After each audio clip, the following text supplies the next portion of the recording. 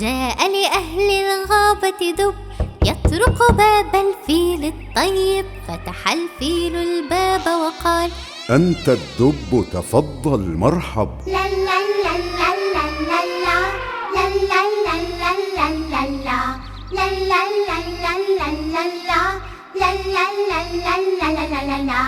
جلس الدب وقال: صديقي، عندي لك عمل لو ترغب، نحتاجك في سيرك البلدة، وهناك ستأكل ما تطلب.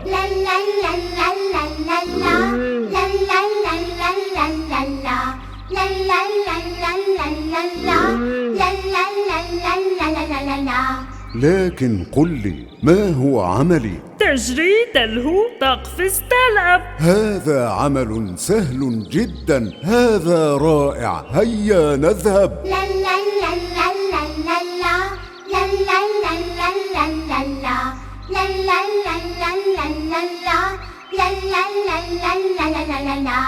ثم اعترض رفاق الفيل، قال: رفاقي، سوف أجرب.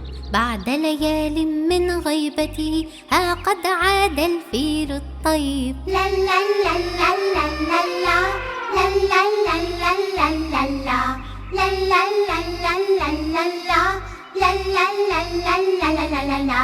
واستقبله أهل الغابة، قالوا: ما لك تبدو متعب؟ قال: حياة السيرك عناء وقيود وأوامر أصعب.